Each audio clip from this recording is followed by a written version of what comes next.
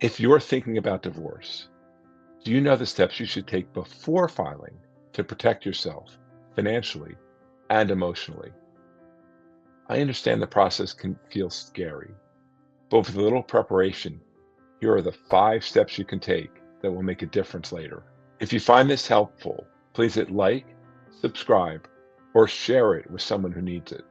If you're thinking about divorce, here's why preparation matters.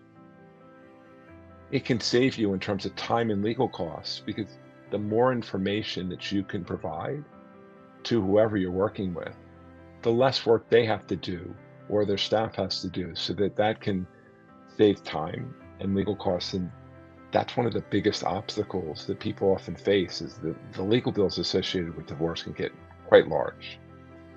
Being prepared can also help reduce emotional stress, and it can protect your assets and your future financial security.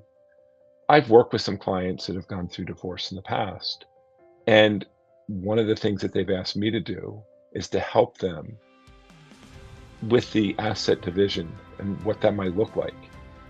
And it's really an important thing to keep in mind, because different types of assets can be treated differently from a tax perspective. I know I have one couple that divorced, and his attorney made a mistake when they were going through the asset split process. And that mistake was, when they looked at the retirement assets, either they didn't know or nobody asked about the tax characterization of assets. I have another couple that I work with, and they asked me to help them split the assets. They didn't even ask the attorney. We just went, and so we broke the assets down by different tax types to make sure that the tax implications and the after-tax value of the assets is all equal. So preparing is a really important part of the process, and that can serve as your foundation, the preparation work that you do before you go forward. Once you've gone through the work to get prepared, now you want to go to step one. And step one is to gather and secure your important documents. Things that you're going to collect are going to be tax returns, pay stubs, bank account, retirement account, and brokerage account statements, insurance policies, property deeds, loan documents, and credit card statements. You can find a bigger list in the divorce preparation guide that I've linked down below. And you might wonder why you need all these things. Well, first of all, you want to make sure that you understand, and when you're working with your advisors or whoever they are, exactly what the picture looks like in terms of the assets and the liabilities, so what you own and what you owe. It's also important because here's a great example. I had a client that I was working with, and it was not a pretty divorce. And there's a credit card that was in her name, but her husband was responsible for paying all the bills. And he stopped paying her credit card, and she never even looked or didn't even know anything about it. And that put her in a really bad situation, because all of a sudden it made her credit look a lot worse. And when she tried to move out, fortunately she had parents that could help her, because without it, she wouldn't have been able to get a place to rent, because her credit was so poor. And your credit matters, not just when you're owning, but also when you're renting, because the landlord wants to make sure you can pay. And when you're thinking about all these documents, it's important to have your own copies. You can have paper copies or digital copies. You want to make sure that you can secure them and put them in a safe place. So for that reason, I always think that it's better to have digital copies, and usually that's going to be easier to get anyway, because many statements don't even come to you in the mail anymore. Most of them you can access online. When you're thinking about a digital secure folder, you want to think about having a new email address, some place to get them so that nobody can go find them and delete them or erase them. And if you have them physical copies, you want to make sure that you keep those in a safe place, again, that nobody can access. You want to make sure that you keep these things safe and secure. So again, that's step one, to gather and secure the important documents. And if you'd like a more thorough list of the things that you might need, you can check out the divorce preparation guide that we've linked below. Let's move on to step two, which is understanding your current financial picture. This is also really important. You want to have a good understanding of what the day-to-day part of your financial life will look like. That means understanding a budget, which I know some people don't like that word, but it is important to at least understand how much is coming in, how much is going out, and will what's coming in be greater than what's going out? Because if it's not, obviously that's not a good result because it's going to lead to you piling up debt. So within our divorce preparation guide, we have a budget worksheet, which you can see on the screen. You'll see here part of it, and it shows income sources, so the amounts that are coming in, and it shows your expenses, the amounts going out, and expenses can include loan payments and things like that too. Can include all your day-to-day. You just want to make sure that you know your numbers because that keeps you from being blindsided later. It's really important that you have a good handle on this because when you're going through the process, you want to make sure you're asking for the right things. You want to make sure that you're getting your fair share. If you're in your 40s or 50s, the assets and debts are not as, or what you own and what you owe, are not as important to your current financial picture. But if you're later in life, the prevalence of great divorce is growing. And if that's your situation, knowing what you own and what you owe becomes even more important because, especially those retirement assets, that's what is going to support you. So you're going to be having to take money from those in order to help you meet your day-to-day expenses. You might have Social Security income. We don't know if there's a pension or not as much as there used to be.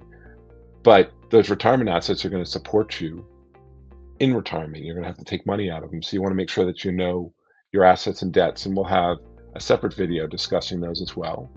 Ideally, it would be great if you could create a simple worksheet like the one that I have here, or you can use an app to track. Whatever works for you is fine. I remember when I was in this situation, I was buying a home and I didn't know if I could meet the mortgage payment. I tracked all my expenses so that I knew what I was spending, so that I knew where I might have space to cut back if things got tight.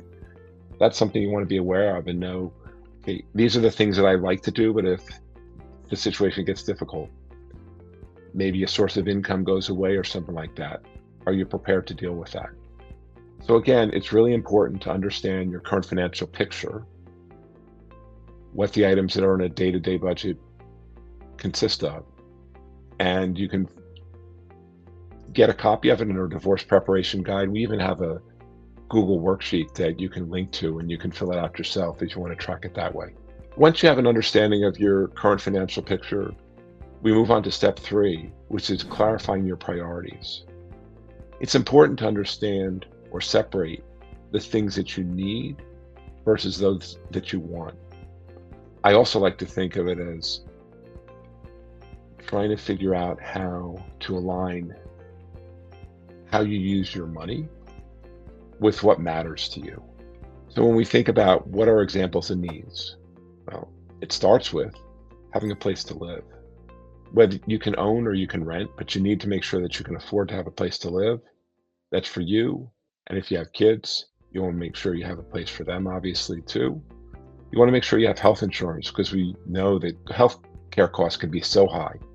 It's important to have some insurance to help defray that cost. So you want to make sure you have affordable health insurance that provides you good coverage. If you have children and you're trying to work, especially, you're going to need to be able to cover childcare. So those are going to be important needs.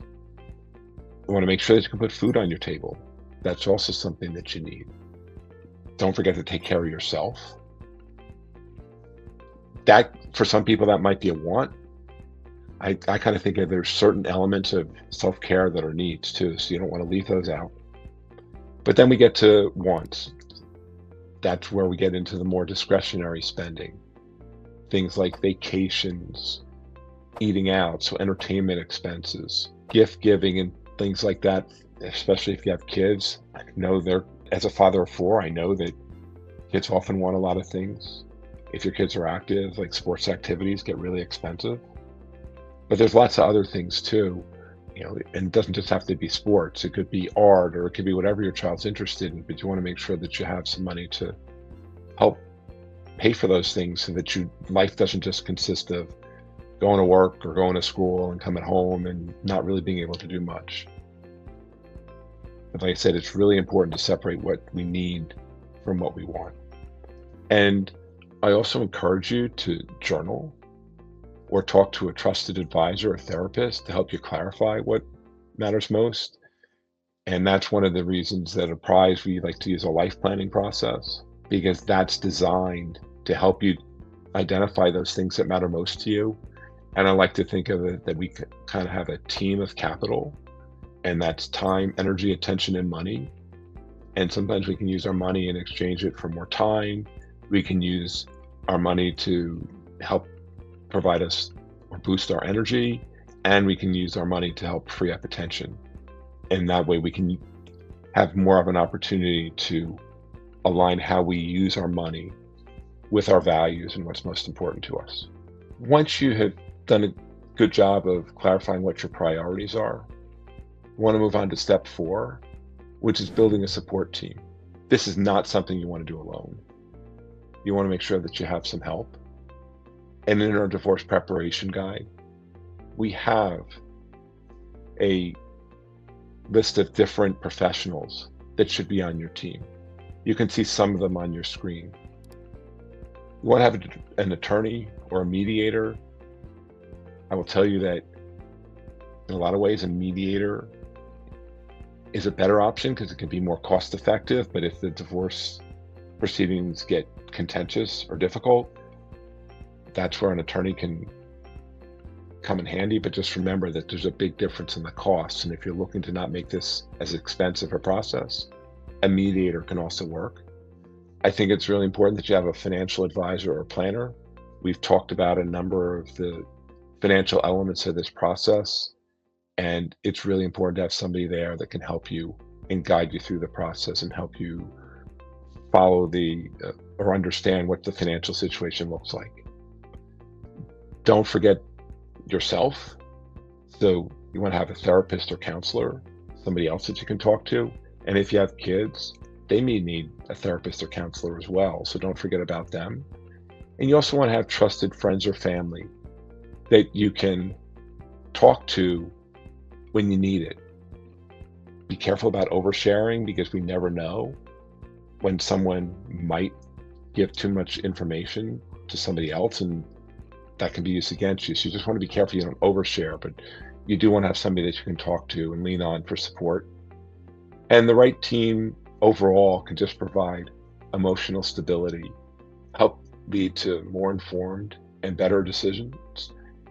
And like I said, you can find a fuller list of who can be on your support team and what their roles may be in the divorce preparation guide that's linked down below. Let's move on to step 5. And in some ways, this is the most important one of all.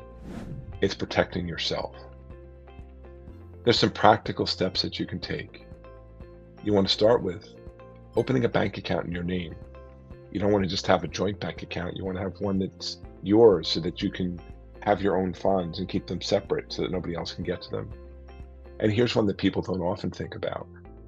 Make sure that you have a credit card in your own name.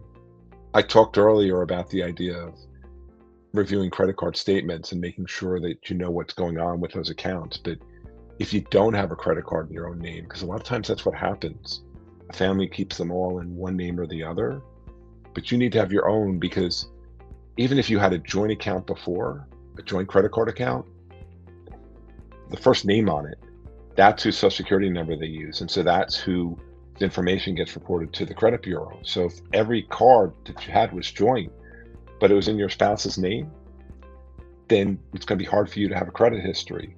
I know in my house, I make sure that we open some credit card accounts in my wife's name too, so that she can have her own credit history. That's a really important thing, because if you move out and you're looking to get a mortgage, or as I talked about earlier, you're looking to rent a home, you want to make sure that you have credit history. And that's a question I've been asked by clients too. What can I do to help my credit history. Like, even if you have one card, I'm not encouraging you to go out there and spend a lot of money on credit cards, but I am encouraging you to make sure that you have enough borrowing capacity so that when you have these credit cards, one of the things they look at when they're determining your rate is your credit utilization, which is just how much of your available credit you're using. And if that number gets too high, it gets harder to get credit. So it could help, even if you did have one, to have a second just to protect yourself in that way. You also want to make sure to update passwords and secure any sensitive digital accounts. And you want to make sure you know where those are and what they are, so you can write those down someplace that's safe.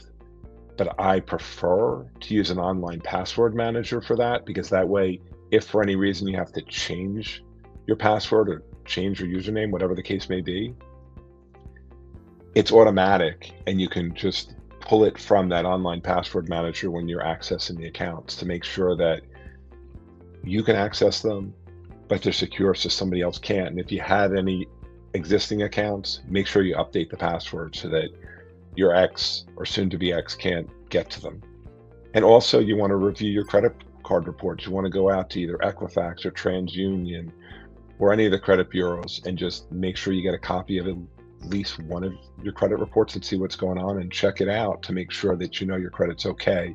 And you can do that for free. You don't have, there's not a cost that's associated with getting access to your credit report or your credit score. The important thing to consider with all these steps is they're not meant to be adversarial. It's all about being prepared.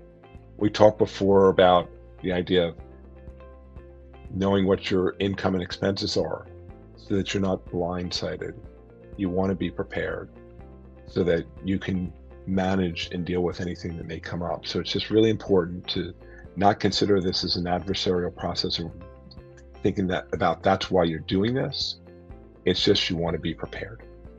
And again, if you're looking for more information about any of those things, you can find more in our divorce preparation guide. When you think about this process, it can be really crazy and chaotic. The whole reason to utilize something like this, our divorce preparation guide, is to give you confidence so that you understand what your situation is.